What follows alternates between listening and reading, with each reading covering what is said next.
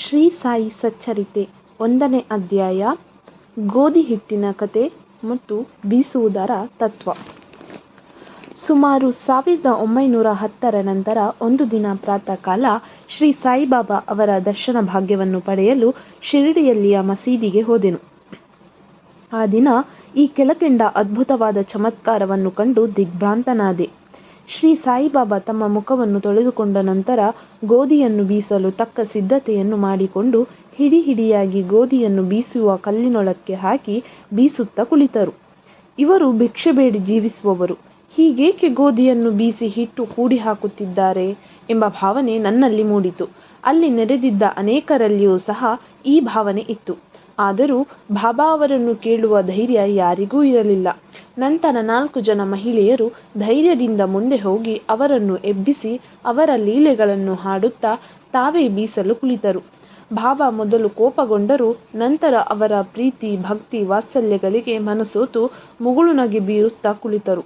ಅವರು ಬೀಸುತ್ತಾ ಬಾಬಾ ಅವರಿಗೆ ಮನೆಯಾಗಲಿ ಮಠವಾಗಲಿ ಆಸ್ತಿ ಪಾಸ್ತಿಗಳಾಗಲಿ ಮಕ್ಕಳು ಮರಿಗಳಾಗಲಿ ಇಲ್ಲ, ಜೋಪಾನ ಮಾಡಲು ಸಹ ಯಾರೂ ಇಲ್ಲ, ಭಿಕ್ಷಾಟನೆಯಿಂದ ಕಾಲ ನೂಕುತ್ತಿದ್ದಾರೆ, ರೊಟ್ಟಿ ಮಾಡಲು ಹಿಟ್ಟು ಬೇಕಾಗಿಲ್ಲ, ಇವರಿಗೇಕೆ ಇಷ್ಟೊಂದು ಹಿಟ್ಟು, ಬಹುಶಃ ದಯಾಳುವಾದ ಇವರು ನಮಗೆ ಈ ಹಿಟ್ಟನ್ನು ಹಂಚಬಹುದು ಎಂದು ನಾನಾ ವಿಧವಾಗಿ ಯೋಚಿಸುತ್ತಾ ಎಲ್ಲವನ್ನೂ ಬೀಸಿ ಮುಗಿಸಿ ಹಿಟ್ಟನ್ನು 4 ಭಾಗ ಮಾಡಿ ಹಂಚಿಕೊಂಡು ತೆಗೆದುಕೊಂಡು ಹೋಗಲು ಸಿದ್ಧರಾದರು.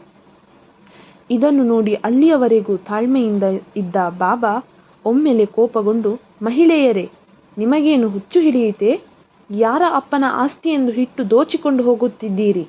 ನಾನೇನಾದರೂ ನಿಮ್ಮ ಮನೆಯಿಂದ ಗೋಧಿಯನ್ನು ಎರವಲಾಗಿ ತಂದಿರುವೆನೇ? ಈಗ ಹಿಟ್ಟು ತೆಗೆದುಕೊಂಡು ಹಳ್ಳಿಯ ಗಡಿಯ ಸುತ್ತಲೂ ಒಗೆದು ಬನ್ನಿರಿ ಎಂದರು. ಈ ಮಾತನ್ನು ಕೇಳಿ ಅವರು ಗಾಬರಿಗೊಂಡು ತಮ್ಮಲ್ಲಿಯೇ ಪಿಸುಗುಟ್ಟುತ್ತಾ ಬಾಬಾ ಅವರ ಆಜ್ಞಾನುಸಾರವಾಗಿ ಹಿಟ್ಟನ್ನು ಹಳ್ಳಿಯ ಸುತ್ತಲೂ ಚೆಲ್ಲಿ ಬಂದರು. ಆಗ ನಾನು, ಬಾಬಾ ಹೀಗೇಕೆ ಮಾಡಿದರು ಎಂದು ಶಿರಡಿವಾಸಿಗಳಲ್ಲಿ ಪ್ರಶ್ನಿಸಿದೆ. ಅವರು, ಕಾಲರ ಅಂಟುಜಾಡ್ಯವು ಹಳ್ಳಿಯಲ್ಲಿ ಹರಡಿದೆ, ಅದಕ್ಕೆ ಇದು ಬಾಬಾ ಅವರ ಚಿಕಿತ್ಸೆ. ಹಿಟ್ಟು ಮಾಡಿ ಚೆಲ್ಲಿದುದು ಗೋಧಿಯನ್ನಲ್ಲ, ಕಾಲಾರ ಕ್ರಿಮಿಗಳನ್ನು ಪುಡಿ ಮಾಡಿ ಹಳ್ಳಿಯಿಂದ ಆಚೆಗೆ ಚೆಲ್ಲಿದ್ದಾರೆ. ಇದರಿಂದ ಕಾಲಾರ ಜಾಡ್ಯವು ಕಡಿಮೆಯಾಗಿ ಈಗ ಜನರು ಸುಖವಾಗಿರುತ್ತಾರೆ ಎಂದರು. ಈ ವಿಷಯವನ್ನು ಕೇಳಿ ನಾನು ವಿಸ್ಮಯಗೊಂಡೆ. ಈಗ ನನ್ನಲ್ಲಿ ನಾನೇ ಗೋಧಿ ಹಿಟ್ಟಿಗೂ ಕಾಲರಕ್ಕೂ ಇರುವ ವ್ಯಾವಹಾರಿಕ ಸಂಬಂಧವಾದರೂ ಏನು? ಈ ಘಟನೆ ವಿವರಣಾತೀತ. ನಾನು ಬಾಬಾ ಅವರ ಲೀಲೆಗಳ ಬಗ್ಗೆ ಬರೆಯಲೇಬೇಕು ಮತ್ತು ಅವರ ಮಧುರ ಲೀಲೆಗಳನ್ನು ಮನದಣಿಯುವಂತೆ ಹಾಡಲೇಬೇಕು ಎಂದು ಯೋಚಿಸಿದಾಗ ನನ್ನ ಹೃದಯದಲ್ಲಿ ಸಂತೋಷ ತುಂಬಿ ತುಳುಕಾಡಲು ಪ್ರಾರಂಭವಾಯಿತು. ಈ ರೀತಿ ಸಾಯಿ ಸಚ್ಚರಿತೆ ಬರೆಯಲು ನನಗೆ ಸ್ಫೂರ್ತಿ ಬಂದಿತು. ಬಾಬಾ ಅವರ ಕೃಪಾದೃಷ್ಟಿ ಮತ್ತು ಆಶೀರ್ವಾದದ ಫಲದಿಂದ ಈ ಕೆಲಸ ಯಶಸ್ವಿಯಾಗಿ ಮುಗಿಯಿತು ಎಂಬುದನ್ನು ನಾವು ಬಲ್ಲೆವು.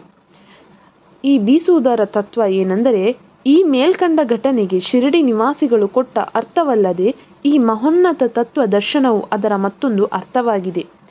ಸಾಯಿಬಾಬಾ ಶಿರಡಿಯಲ್ಲಿ ಸುಮಾರು 60 ವರ್ಷಗಳ ಕಾಲ ವಾಸಿಸಿದ್ದರು. ಈ ಕಾಲದಲ್ಲಿ ಅವರು ಈ ಥರದ ಬೀಸುವಿಕೆಯ ಕಾರ್ಯವನ್ನು ಪ್ರತಿದಿನವೂ ಮಾಡುತ್ತಿದ್ದರು. ಅವರು ಬೀಸುತ್ತಿದ್ದುದು ಬರೀ ಗೋಧಿಯನ್ನಲ್ಲ, ಅಸಂಖ್ಯಾತ ಭಕ್ತರ ಪಾಪಗಳನ್ನು ಮತ್ತು ಅವರ ಮಾನಸಿಕ ಹಾಗೂ ದೈಹಿಕ ಜಿಗುಪ್ಸೆಗಳನ್ನು. ಕಾರಣ, ಈ ಬೀಸುವ ಕಲ್ಲುಗಳು ಕರ್ಮ ಮತ್ತು ಭಕ್ತಿಯನ್ನು ಸೂಚಿಸುತ್ತವೆ. ಮೇಲಿನ ಕಲ್ಲು ಕರ್ಮವನ್ನು, ಕೆಳಗಿನ ಕಲ್ಲು ಭಕ್ತಿಯನ್ನು ಸೂಚಿಸುತ್ತವೆ. ಬೀಸುವ ಕಲ್ಲಿನ ಹಿಡಿಯೇ ಜ್ಞಾನ. ನಮ್ಮನ್ನು ನಾವು ಸಂಪೂರ್ಣವಾಗಿ ಅರಿತುಕೊಳ್ಳಬೇಕಾದರೆ ನಮ್ಮಲ್ಲಿರುವ ಪಾಪ, ಅಸೂಯೆ, ಆಶೆ ಮತ್ತು ಸತ್ವ ರಜಸ್ಸು ತಮೋಗುಣಗಳನ್ನು ಅಹಂಕಾರಗಳನ್ನು ಬೀಸುವುದರಿಂದ ಹೊರದೂಡಬೇಕು. ಆಗ ನಮಗೆ ಅರಿವು ಉಂಟಾಗುವುದು ಎಂಬುದೇ ಬಾಬಾ ಅವರ ಸ್ಪಷ್ಟವಾದ ಸಂದೇಶ. ಬೀಸುವ ಕಲ್ಲಿನಲ್ಲಿ ಸಿಕ್ಕ ಕಾಳುಗಳಂತೆ ಈ ಭವಚಕ್ರದಲ್ಲಿ ಸಿಕ್ಕು ನಾನಾ ವೇದನೆಯನ್ನು ಅನುಭವಿಸಬೇಕಾದ್ದರಿಂದ ನಾನು ಅಳತೊಡಗಿದ್ದೇನೆ ಎಂದು ಒಮ್ಮೆ ಕಬೀರರು ಕಾಳು ಬೀಸುತ್ತಿದ್ದ ಒಬ್ಬ ಮಹಿಳೆಯನ್ನು ನೋಡಿ ತಮ್ಮ ಗುರುಗಳಾದ ನಿಪತಿರಂಜನರಿಗೆ ಹೇಳಿದರು. ಆಗ ನಿಪತಿರಂಜನರು, ಅಂಜಬೇಡ, ನಾನು ಹಿಡಿದಂತೆ ನೀನು ಸಹ ಈ ಚಕ್ರಕ್ಕೆ ಇರುವ ಜ್ಞಾನವೆಂಬ ಮೇಟಿಯನ್ನು ಭದ್ರವಾಗಿ ಹಿಡಿದುಕೋ, ಅದರಿಂದ ಅತ್ತಿತ್ತ ದೂರ ಹೋಗಬೇಡ, ಅಂತರ್ಮುಖಿಯಾಗು, ಅಂದರೆ ನಿನಗೆ ಖಚಿತವಾಗಿ ಕಲ್ಯಾಣವಾಗುತ್ತದೆ ಎಂದು ಕಬೀರರಿಗೆ ಉಪದೇಶಿಸಿದ ಕಥೆಯು ಈ ಮೇಲಿನ ಘಟನೆಯಿಂದ ನಮ್ಮ ಜ್ಞಾಪಕಕ್ಕೆ ಬರುತ್ತದೆ. ಶ್ರೀ ಸಾಯಿ ಪ್ರಣಾಮ.